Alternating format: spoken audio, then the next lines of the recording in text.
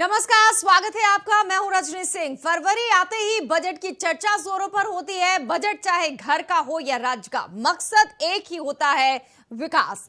झारखंड विधानसभा का बजट सत्र इसी महीने के आखिर में शुरू होना है, लेकिन झारखंड सरकार ने अब तक अपने पिछले बजट का लगभग 70% राशि खर्च नहीं कर पाई है, जबकि वित्त वर्ष 2021-22 लगभग समाप्त होने को है।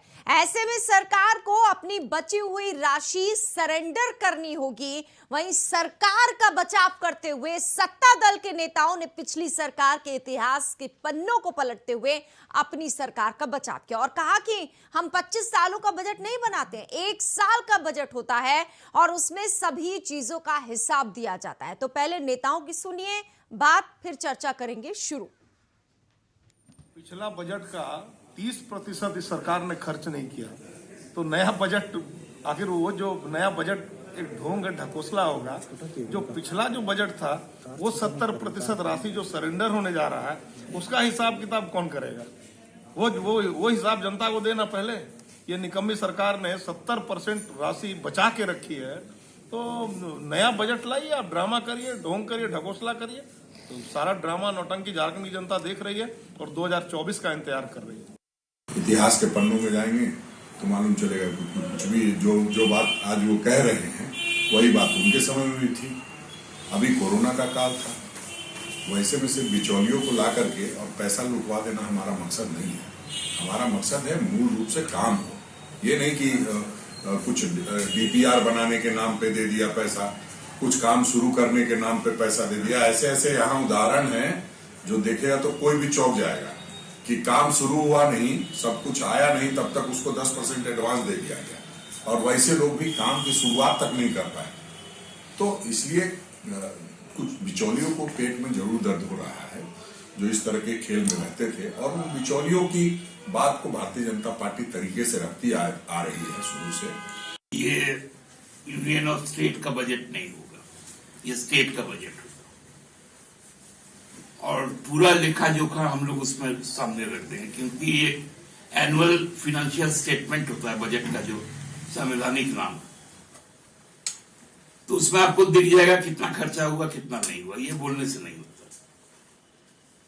दूसरा है कि हम कोई 25 साल का बजट नहीं बनाने जा रहे, हम 22-23 का बजट और लक्ष्य स्थिर करेंगे और वो सरकार पे। जैसा कि आप ही लोग बता रहे हैं कि राज्य सरकार का बजट का मात्र अभी तक 30% खर्च है, 70% अभी बचा नहीं है। और अभी ठीक अभी 25 तारीख से जो बजट सत्र शुरू हो रहा है उसमें फिर बजट आ रहा है। तो अब पहले जो बजट में प्रावधान किया गया है उसका खर्च नहीं कि इसको खर्च के लेके सरकार के पास कोई प्लान नहीं है और फिर बजट लाने का कोई औचित्य नहीं है। कोरोना की वजह से नहीं हो पाया। देखिए, सरकार में इच्छा शक्ति नहीं है। अगर सरकार में इच्छा शक्ति रहती, सरकार का तंत्र बिल्कुल काम नहीं कर रहा है, सरकारी तंत्र पूरी तरह से फेल हो चुका है। यही कारण है कि जो बजट में प्रावधान किया गया राशि है, जो गरीब का राशि है, गरीबों का खर्चा होता, राज्य के विकास पर खर्चा होता, उसको भी करने में पूरी तरह से ये सरकार नाकाम रही है। तो विपक्ष को बैठे बिठाए मुद्दा मिल गया है। अब आज पूछता है झारखंड में सवाल ये, झारखंड में जनहित के कामों में क्यों सुस्त है सरकार? ये सवाल भी पूछेंगे कि साल भर में क्यों पूरा बजट खर्च नहीं कर पाई सरकार, और सवाल ये भी उठता है कि उस 70% बजट की राशि का नहीं हो सका इस्तेमाल। क्या नए बजट से पहले लूट की तैयारी में है सरकार?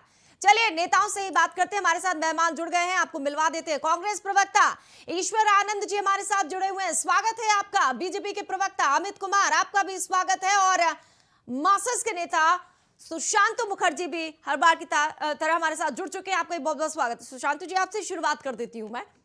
ये कोरोना का रोना आखिर कब तक चलता रहेगा? राशि खर्च नहीं हो रही है, विकास नहीं हो रहा है, सरकार क्यों इतनी सुस्त है? जी देखिए, कोरोना का रोना नहीं, पूरे देश, पूरे दुनिया में, पूरे वर्ल्ड में कोरोना थे। निश्चित तौर पर राशि का खत्म नहीं हुई, लेकिन ये सरकार आपको बता दे, जो भी सरेंडर होंगे, फिर नए बजट नए आएंगे।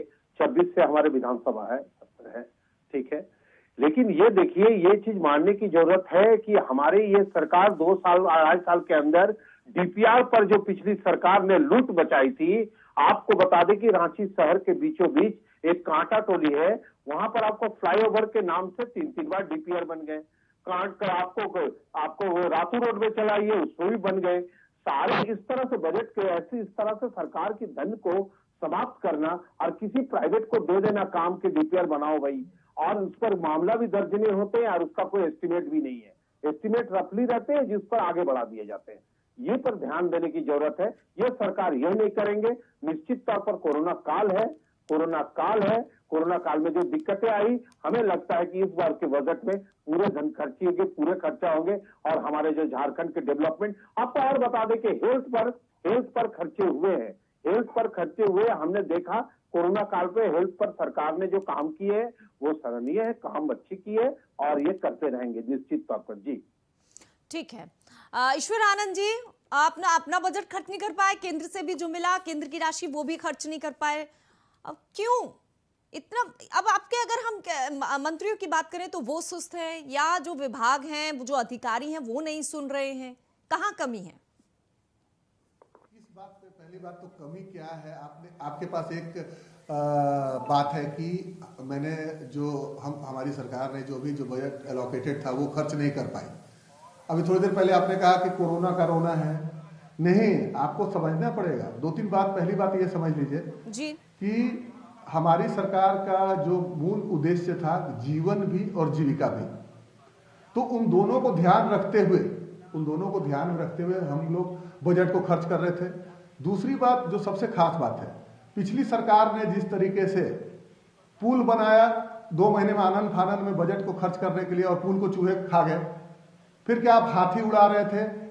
बजट चूंकि उसमें इतना एलोकेशन था, आपने हाथी उड़ा के उसको खर्चा कर दिया। उसके बाद बच्चों के जो टॉफियों के पैसे और टी शर्ट्स के पैसे थे वो आप उस तरह से ये सरकार बजट को खर्च नहीं करेगी, नंबर 1। नंबर 2 कि आपने कहा कि केंद्र सरकार जो पैसे भेजती है, एक ट्राइपार्टाइट एग्रीमेंट हुआ था एनटीपीसी और झारखंड सरकार और आरबीआई के बीच में। अभी क्या कि पिछले सरकारों ने जो गलतियां की, जो डीवीसी को पेमेंट नहीं किया था, सॉरी मैंने एनटीपीसी बोल दिया, डीवीसी को जो पेमेंट नहीं किया था, केंद्र सरकार ने, ऊर्जा विभाग ने हमारा 714 करोड़ रुपया जो है हमारे अकाउंट से, आरबीआई के अकाउंट से काट करके डीवीसी को पेमेंट कर दिया। जो सबसे खास बात है, इस कोरोना काल में जो पहली लहर में जो परेशानियां हुई थी जनता को और लोगों के जो कैजुअलिटीज हुए थे, उसको ध्यान में रखते हुए सबसे पहले हम लोगों ने स्वास्थ्य यानी हेल्थ के फील्ड में हमने हॉस्पिटल्स को एकदम सुसज्जित रखा ऑक्सीजन से और वेंटिलेटर से। ये क्या कम बड़ी बात है? दूसरी, जो किसान परेशान थे 2 साल से, पिछला जो उनका रोजगार बंद था, कृषि का कुछ भी नहीं हो रहा था लॉकडाउन की वजह से, तो उनका 1200 करोड़ हमने अलोकेट किया था पिछले बजट में किसानों का कर्ज माफी के लिए, और 50,000 तक, 1 रुपये में 50,000 तक जो भी किसानों का कर्ज था वो सारा हमने माफ किया। अब आप बोल रहे हैं कि बजट हम खर्च नहीं कर पा रहे। बजट क्या पिछली सरकारों में पैसे लैप्स नहीं हुए थे? ये असाधारण स्थिति थी, इसलिए। और अभी भी 2 महीने हैं, अभी जो आधारभूत संरचना की में काम हो रहा है, कृषि में काम हो रहा है, ग्रामीण विकास में काम हो रहा है, हेल्थ में काम हो रहा है, बजट अब शुरू होने वाला, आप फिर बजट लेकर आऊंगी, मैं सबको बोलने का मौका देती हूँ बीजेपी की तरफ से। अमित कुमार जी, जब भी सवाल होता है सरकार से, इतिहास के पन्ने पलटे जाते हैं, बीजेपी से सवाल उठाए जाते हैं, और वही सवाल अभी भी उठाया गया। इतिहास के पन्ने से नहीं, आप जो बोलती हैं यहाँ पर वही लोग उसको उठा लेते हैं। जैसे पहला जो वक्ता आपके सामने बोले, आपने जो रिपोर्ट रखा उसी में से एक चीज को उठा लिया है। तो मेरा, देखिए, मैं आंकड़ा के साथ आपसे बात करना चाह रहा हूँ, और हमको कम से कम 2 मिनट का समय आपसे आग्रह है कि आप दीजिए। बिल्कुल सर। हाँ, मैं वित्त मंत्रालय का माननीय प्रदेश अध्यक्ष जी द्वारा लाया गया रिपोर्ट मैं एक बार आपके सामने रखना चाहता हूँ। 2014 से 19 के बीच जब रघुवर जी की सरकार थी, एनडीए की सरकार झारखंड में थी, तो 89,648 करोड़ रुपए झारखंड सरकार को हस्तांतरित किया गया, जिसमें अनुदान के रूप में 44,641 करोड़ रुपया था, और जो रघुवर सरकार ने पूरी तरह से खर्च करने का काम किया। 2019 से 22 के बीच जब हेमंत सोरेन जी की सरकार बनी, तो केवल ये 2 वर्ष में 62,315 करोड़ रुपए हस्तांतरित किए गए। मतलब 25% ज्यादा पैसा अभी तक यदि हम उसका तुलना करें तो 25% ज्यादा पैसा अभी 2 वर्ष के कार्यकाल में केंद्र सरकार द्वारा दिया गया है और 45,362 करोड़ रुपया अनुदान के रूप में सरकार को मिला है। अमित जी, थोड़ा सा रुक रही हूँ क्योंकि इस वक्त प्रधानमंत्री कुछ बोल रहे हैं। हैदराबाद सीधे चलते हैं, सुनते हैं क्या कुछ।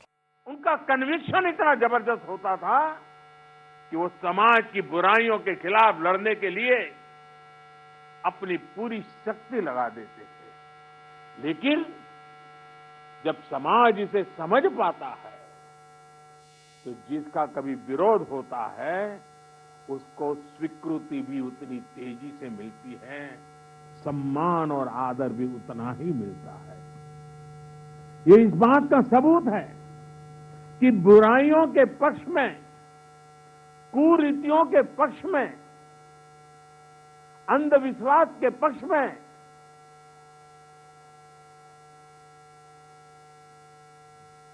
इन जनरल हमारे समाज में सोशल सैंक्शन नहीं होता है। जो बुराई से लड़ते हैं, जो समाज को सुधारते हैं, हमारे यहां उन्हें ही मान और सम्मान मिलता है। भाइयों और बहनों, आप सब लोग रामानुजाचार्य जी के जीवन के विभिन्न आयामों से परिचित है।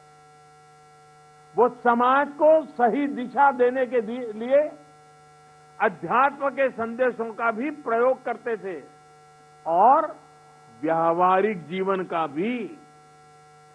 जाति के नाम पर जिनके साथ भेदभाव होता था, रामानुजाचार्य जी ने उन्हें नाम दिया थिरुकलथार, यानी लक्ष्मी जी के कुल में जन्म लेने वाला श्रीकुल या देवीय जन्म। वो स्नान करके आते समय अपने शिष्य धनुर्दास के कंधे पर हाथ रखकर आते थे। ऐसा करके रामानुजाचार्य जी छुआछूत की बुराई को मिटाने का संकेत देते थे। यही वजह थी कि बाबा साहब आंबेडकर जैसे समानता के आधुनिक नायक भी रामानुजाचार्य जी की भरपूर प्रशंसा करते थे और समाज को भी कहते थे कि अगर सीखना है तो रामानुजाचार्य जी की शिक्षा से सीखो। और इसलिए आज रामानुजाचार्य जी की विशाल मूर्ति स्टैच्यू ऑफ इक्वालिटी, इसके रूप में समानता का संदेश दे रही है। इसी संदेश को लेकर आज देश सबका साथ, सबका विकास, सबका विश्वास और सबका प्रयास के मंत्र के साथ अपने नए भविष्य की नींव रख रहा है। विकास हो, सबका हो, बिना भेदभाव हो। सामाजिक न्याय सबको मिले, बिना भेदभाव मिले। जिन्हें सदियों तक प्रताड़ित किया गया, वो पूरी गरिमा के साथ विकास के भागीदार बने। इसके लिए आज का बदलता हुआ भारत एकजुट प्रयास कर रहा है। आज सरकार जो योजनाएं चला रही है, उनका बहुत बड़ा लाभ हमारे दलित पिछड़े भाई बहनों को हो रहा है।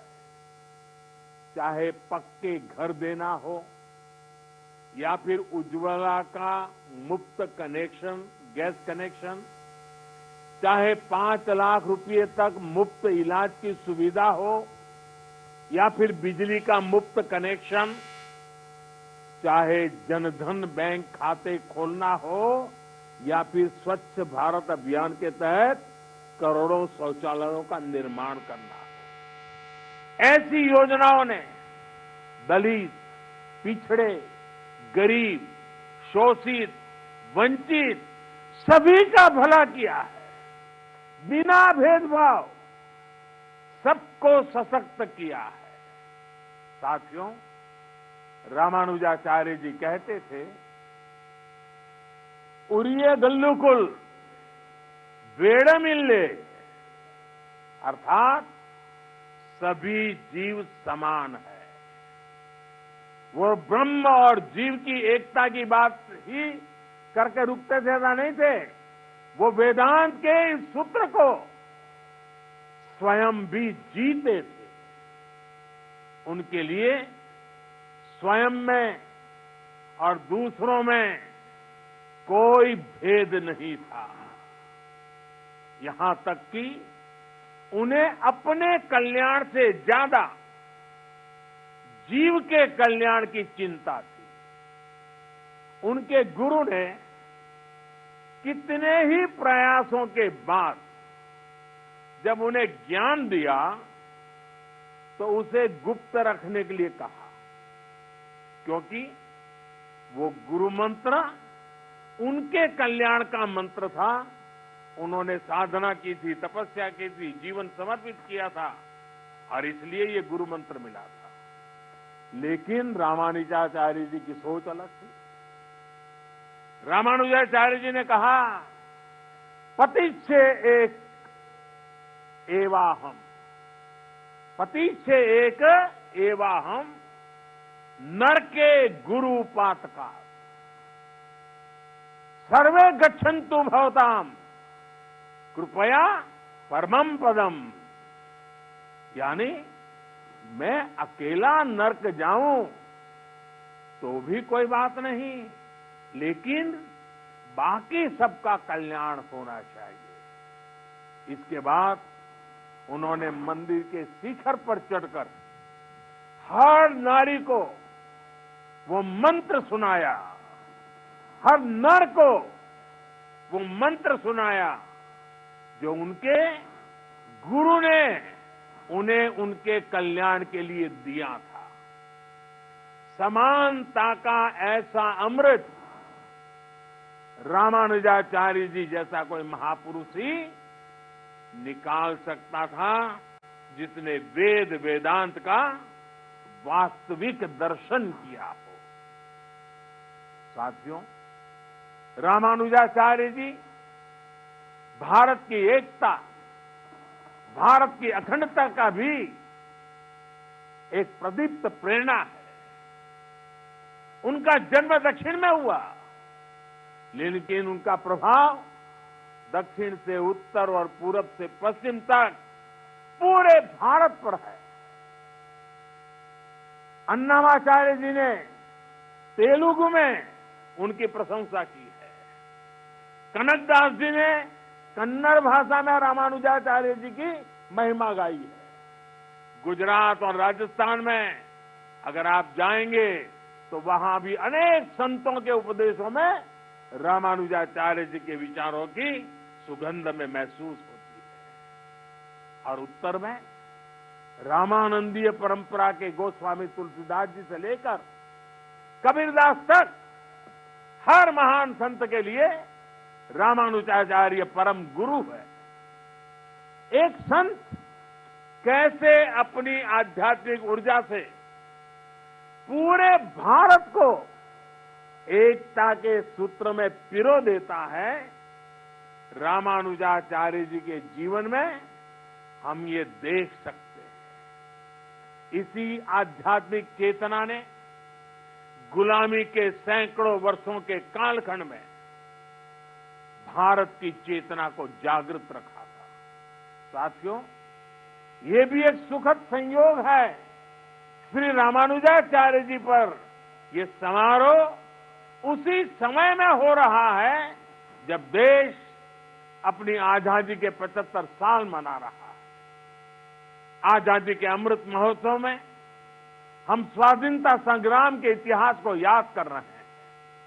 आज देश अपने स्वाधीनता सेनानियों को कृतज्ञ श्रद्धांजलि दे रहा है।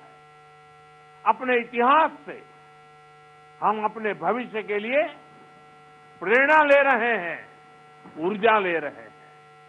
इसलिए अमृत महोत्सव का यह आयोजन आजादी की लड़ाई के साथ साथ हजारों सालों की भारत की विरासत को भी समेटे हुए है।